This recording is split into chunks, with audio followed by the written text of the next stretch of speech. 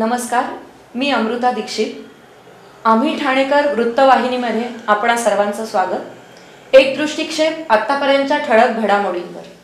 ठाणे लोकसभा मतदारसंघाच्या निवडणूक निर्णय अधिकारी तथा अप्पर जिल्हाधिकारी मनीषा जायभाये यांच्याकडे आज दुपारी शिवसेना उद्धव बाळासाहेब ठाकरे गटाचे उमेदवार राजन विचारे यांनी उमेदवारी अर्ज दाखल केला.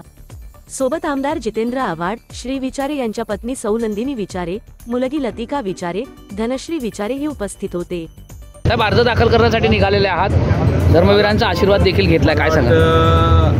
ठाण्याचं दैवत, ठाणे जिल्ह्याचं दैवत धर्मवीर आनंद दिघे साहेब या ठिकाणी यांच्या पुतळ्याला हार घालून त्याचबरोबर स्मृतीस्थळावरून या ठिकाणी आम्ही रॅली काढून कलेक्टर ऑफिसला जाणार आहोत. भारतरत्न डॉक्टर बाबासाहेब आंबेडकरांचं त्या ठिकाणी दर्शन घेणार आहोत.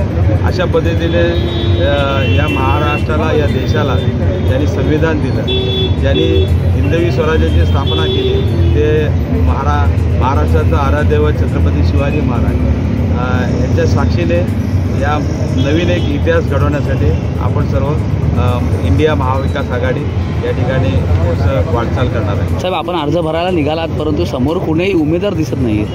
मला वाटतं उमेदवारांना शुभेच्छा मी दिलेल्या आहेत, परंतु ते उमेदवार शुभेच्छा घ्यायला पण तयार नाहीत. त्याला करायचं काय? साहेब, कशा प्रकारे नागरिकांसमोर जाणार आहात, कोणकोणती कामे घेऊन? मला वाटतं गेल्या 35 वर्षे या ठाणे शहराचा मी 4 वेळा नगरसेवक, महापौर, आमदार, 2दा खासदार हे काम करण्याची संधी ठाणेकर जनतेने दिलेली आहे.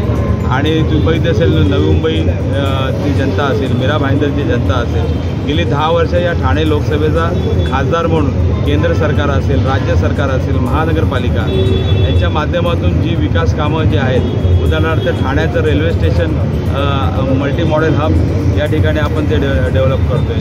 त्यानंतर तुम्ही बघितलं असेल तुमचं नवीन असं ऐतिहासिक स्टेशन या ठिकाणी तयार होते. आरोग्य खात्याच्या जागेवर मेंटल हॉस्पिटल येते.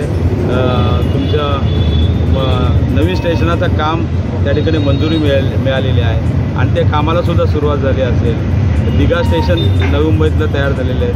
मीरा भाईंदरमध्ये मीरा रोड आणि भाईंदर स्टेशन हे अद्ययावत करण्याचं काम चालू आहे.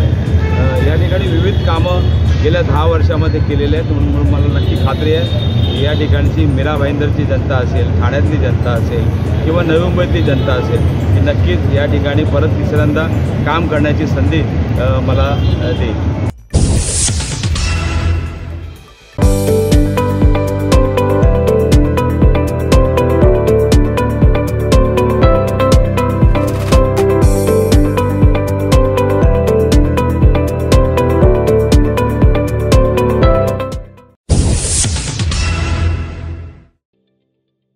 ठाणे महानगरपालिकेचे मालमत्ता कर म्हणजेच प्रॉपर्टी टॅक्स भरण्याचे आवाहन. सन 2022-23 या आर्थिक वर्षाचे मालमत्ता कराचे म्हणजेच प्रॉपर्टी टॅक्सचे बिल ठाणेकर करदात्यांना महापालिकेमार्फत आर्थिक वर्षाच्या सुरुवातीस म्हणजेच माहे एप्रिल 2022 मध्ये देण्यात आलेले आहे. तथापि अद्यापही काही करदात्यांनी मालमत्ता कर महापालिकेकडे जमा केलेला नाही. सध्या आर्थिक वर्षाचा अंतिम टप्पा सुरू झाला आहे. मालमत्ता कर वसुलीसाठी महापालिकेतर्फे कडक कारवाई हाती घेण्यात आली आहे. या अंतर्गत जंगम मालमत्ता, टीव्ही, फ्रीज, वाहन व इतर जप्त करणे तसेच स्थावर मालमत्ता वॉरंट बजावून जप्त करण्यात येत असून मालमत्तेचा जाहीर विक्रीद्वारे लिलाव करून कराची रक्कम वसूल करण्यात येत आहे. मालमत्तेस पाणी पुरवठा करण्यात येणारे नळ संयोजन खंडित करण्यात येत आहेत. त्याचप्रमाणे थकीत मालमत्ता करावर 2% व्याज आकारले जात असल्याने भरावयाची रक्कम वाढत आहे.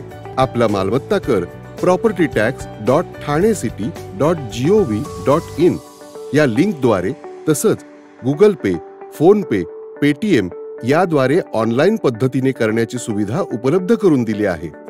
शनिवार, रविवार व सार्वजनिक सुट्टीच्या दिवशी नागरिकांना मालमत्ता कर भरणे सोयीचे व्हावे याकरता महापालिकेचे मालमत्ता कर संलग्न कार्यालय या दिवशी कार्यान्वित ठेवण्यात आलेले आहे. तरी मालमत्ता कर वसुलीची अप्रिय कारवाई टाळण्याच्या दृष्टिकोनातून मालमत्ता कर भरून महापालिकेस सहकार्य करावे. धन्यवाद.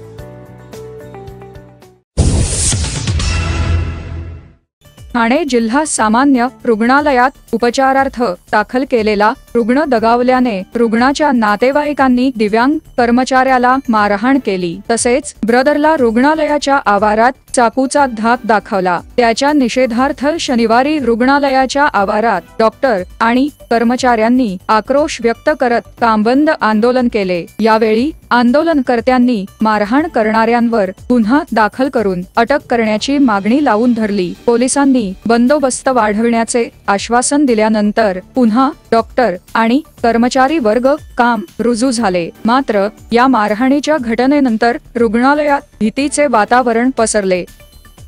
सर काय घटना घडलेली आज तुम्ही आक्रोश व्यक्त करतायत? काल रात्रीची असा इन्सिडेंट झाला की दारू पिऊन आलेला एक 24 वर्षाचा पोरगा होता। त्याला अचानक ऍक्सिडेंट झाला होता। ऍक्सिडेंट झाल्यामुळे त्याला आपण टिसूला ट्रीटमेंट दिली, पण त्याचे जे नातेवाईक होते भरपूर सारे, त्यांनी आमच्या दिव्यांग कर्मचाऱ्याला मारहाण केली। त्याला ऐकू येत नाही, बोलता येत नाही, त्याला मारहाण केली। आमच्या डॉक्टरांना मारहाण केली, आमच्या स्टाफला मारहाण केली, चाकू दाखवले। आम्ही त्यांची योग्य काळजी घेतली, त्याला आयसीयूला ट्रान्सफर केला, पण सुदैवाने आम्ही वाचू नाही शकलो। वाचू नाही शकल्यामुळे काय झालं की जे काही त्याचे नातेवाईक होते त्यांनी आक्रोश व्यक्त केला आणि त्यांच्या विरुद्ध आम्ही हा आक्रोश मोर्चा काढलेला की आम्ही डॉक्टर म्हणजे काय, हेल्थकेअर सर्व्हिसेस प्रोव्हाइड करतो, आम्ही सुंदर लोकांचे ऑपरेशन करतो। आज सिव्हिल हॉस्पिटलच्या एवढ्या बातम्या येतात, चांगल्या चांगल्या सर्जरीज करतो, तरी कोणी येऊन हेल्थकेअर वर्करला टपली मारून जाणं हे पटत नाही। घडलेल्या घटनेसंदर्भात तुम्ही काय पोलिसात तक्रार वगैरे दाखल केली का? पोलिसात तक्रार आम्ही पोलिसांना गुन्हा दाखल करायला सांगितलेला आहे। पोलीस लोक आलेले आहेत आणि गुन्हा दाखल प्रोसेस चालू आहे। बघूया ते काय आपल्याला सहकार्य करतील नाही करतील आपल्याला माहित आहे। आम्ही सर्व आमच्या परीने प्रयत्न करत असतो। आमचा नातेवाईक म्हणूनच त्या प्रत्येक पेशंटला ट्रीटमेंट करत असतो। तो काल जो रुग्ण आला होता तो एकदम सिव्हिअर MI, त्याला 2 वेळा ECG आपण केलेला, सिव्हिअर MI त्याला होता। त्याची सगळी ट्रीटमेंट आपण सुरू केलेली होती आणि तो पेशंट दगावला तर ते आपल्या काही हातामध्ये नसतं, पण नातेवाईकांनी चिडून आमचा जो अपंग कर्मचारी आहे त्याला खूप मारहाण केली, त्याला लिफ्टमध्ये मारहाण केली, त्याला बोलता येत नाही, तो घाबरून रात्री आता पण रडत होता। त्याला तिथे आता आम्ही ॲडमिट केलेला आहे, तो मनाने पण खूप कसलेला आहे आणि वॉर्डमध्ये जे ब्रदर होते त्यांना नातेवाईकांनी चाकू दाखवून चाकूचा भीती दाखवलेली। तर अशा परिस्थितीमध्ये पण आम्हाला सर्व आरोग्य कर्मचाऱ्यांना काम करणं हे खूप अवघड होईल आणि असं होऊ नये। आणि रात्री जे ड्युटीवर पोलीस असायला पाहिजे होते ते पोलीस हजर नव्हते, त्यामुळे आम्ही हतबल होतो का आम्ही जायचं कुठे, आम्हाला प्रोटेक्शन थोडंफार असायला पाहिजे। आणि जर नातेवाईक हॉस्पिटलमध्ये चाकू घेऊन येत असतील तर हे खूप गंभीर आहे। मग आम्ही लोकांना रुग्णसेवा कशी देणार आहे आणि यासाठी लक्ष वेळावं म्हणून आम्ही हे 10-15 मिनिटाचं आंदोलन करत आहोत आणि सगळ्या सर्व्हिसेस आम्ही तशा चालू ठेवलेल्या आहेत। आता मी एक इमर्जन्सी ऑपरेशन पण आता हे तुमच्याशी बोलल्यानंतर जाऊन करणार आहे। पेशंट रात्री ॲडमिट झाले। काल रात्री एक इसम 24 वर्षाचा अंदाजे चेस्ट पेन म्हणून ॲडमिट झाला 3:45 दरम्यान आणि ते ॲडमिट केल्यानंतर त्याच्याबरोबर जे बरेचसे नातेवाईक होते, बरेचसे ड्रंकर वगैरे होते आणि त्यांनी मग आमच्या तिथे पेशंटला ॲडमिट प्रोसेस करत असतानाही आमची एक दिव्यांग क्लास 4 सर्वंट आहे, म्हणजे डम अँड डीप आहे, त्याला त्यांनी मारहाण केली, त्याला चाकू पण दाखवला आणि डॉक्टरशी पण त्यांनी मिसबिहेवियर केला आणि पेशंटला मायकार्ड इन्फेक्शन होतं, त्याच्यामुळे त्याची डेथ 1:30च्या दरम्यान त्याची डेथ झाली। पण त्याच्या आधीच त्यांनी सगळं धिंगाणा केला होता, पेशंट सिरियसच होता आणि या सगळ्या गोष्टीची काळजी डॉक्टरांनी ट्रीटमेंट दिली, वेगवेगळ्या सगळ्या गोष्टी केल्या होत्या, काही कारणच नव्हतं। पण अंडर अल्कोहोल इन्फ्लुएन्स असल्यामुळे त्या नातेवाईकांनी मामा आणि ब्रदरला चाकू पण त्यांनी दाखवला आणि आमच्या डॉक्टरशी पण त्यांनी मिसबिहेव केलं। आज सगळे आमचे कर्मचारी लोक काम बंद आंदोलन सकाळी केलं होतं, परंतु मी DCP साहेबांशी इथले लोकल PI यांच्याशी बोलून FIR दाखल करायला सांगितले, त्याच्यावर गुन्हा दाखल करायची प्रोसेस चालू आहे। त्याच्यात गुन्हा दाखलचे ॲश्युरन्स दिल्यानंतर त्या लोकांनी काम बंद आंदोलन थांबवले, परंतु माझं एकच मत होतं की आपलं रुग्णसेवा देणे हे गरजेचं आहे, त्याच्यावर कोणी त्याच्यावर असं काही आंदोलन करू नये। मी आवाहन केलं आणि त्याच्यावर ते आंदोलन नाही, आपलं रुटीन हॉस्पिटल चालू आहे, परंतु आम्हाला ज्यांच्या मागण्या तेरा असतात की प्रोटेक्शन मिळावं, नातेवाईक जे हमले करतात त्याच्यावर गुन्हा दाखल करून त्याची चौकशी करून जे काही गुन्हेगार आहेत त्यांना सजा किंवा त्याला जे काही शिक्षा आहे ती मिळायला पाहिजे, ही सगळ्यांची ती माफाकत अपेक्षा आहे। इथे आम्ही रुग्ण बरे करण्यासाठीच आहे, त्या दृष्टीनेच आम्ही प्रयत्न करतो, परंतु हे नातेवाईक जर असं वागत असतील, डॉक्टर काही म्हणजे देव नाही की तुम्ही प्रत्येक पेशंट आले त्याला आम्ही म्हणजे ते बरेच होऊ शकतं। तर हार्ट अटॅक आहे त्याचं PM केलं, क्लिअर कट हार्ट अटॅकचा केस आहे, त्याच्यात त्यांनी सगळ्या गोष्टी केल्या, आयसीयूला पण ठेवलं आणि सगळ्याच आपल्याकडनं सगळे मॅनेजमेंट प्रॉपर झालेली आहे. तर त्या व्यतिरिक्त त्यांनी आल्यापासूनच त्याचा तो मूड तसा होता आणि अंडर इन्फ्लुअन्स असल्यामुळे बहुतेक ते आल्यापासूनच त्याची दमदाटी करणं आणि ते मारहाण करण्याच्या मोडमध्ये चाकू वगैरे सोबत होत त्यांच्या आमच्या लोकांना त्याच्याबरोबर म्हणजे भीतीचं वातावरण होतं रात्रभरपासून. नमस्कार, मी संपदा जोगळेकर कुलकर्णी अर्थात आम्ही ठाणेकर.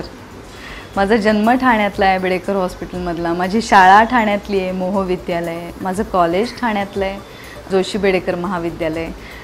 माझं कथ्थक विशारद मी ज्यांच्याकडे शिकले ते गुरु डॉक्टर राजकुमार केतकर.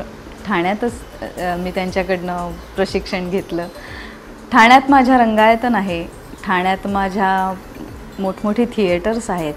माझ्या ठाण्यात ज्या वेळेला मी लहान होते, शाळेत होते, कॉलेजमध्ये होते, तेव्हा तर बऱ्याचशा संस्था हौशी रंगभूमीवर काम करायच्या. त्या ॲक्टिव्हिटीज होत्या, त्या चळवळी होत्या. कलासरगम नावाची संस्था आपल्या ठाण्यात होती, जी राज्यनाट्य स्पर्धांना उतरायची, जी त्यांना पटलेली आवडलेली एखादी संहिता नाट्यरूपांतर करून तुमच्या समोर आणायची.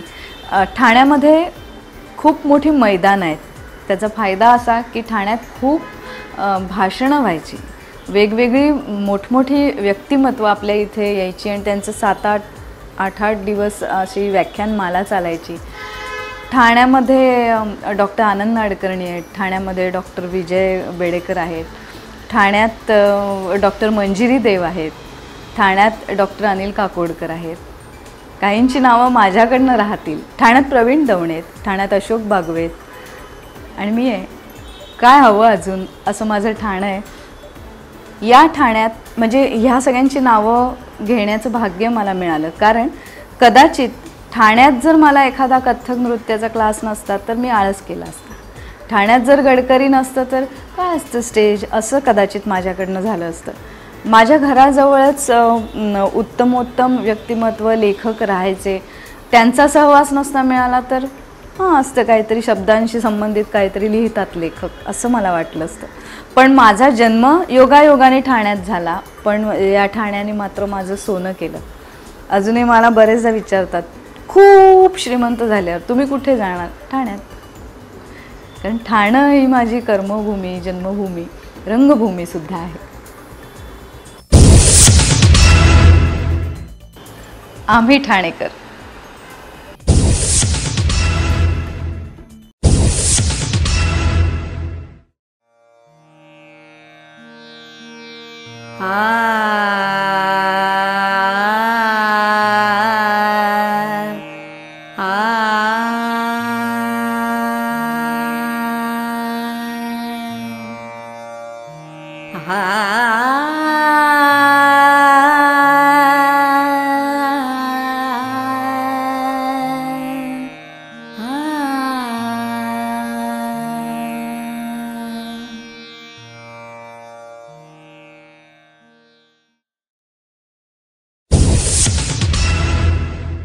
आम्ही ठाणेकर. आम्ही ठाणेकर. आम्ही ठाणेकर. आम्ही ठाणेकर. होय, ठाण्यात आम्हाला अभिमान आहे आणि होय आम्ही ठाणेकर.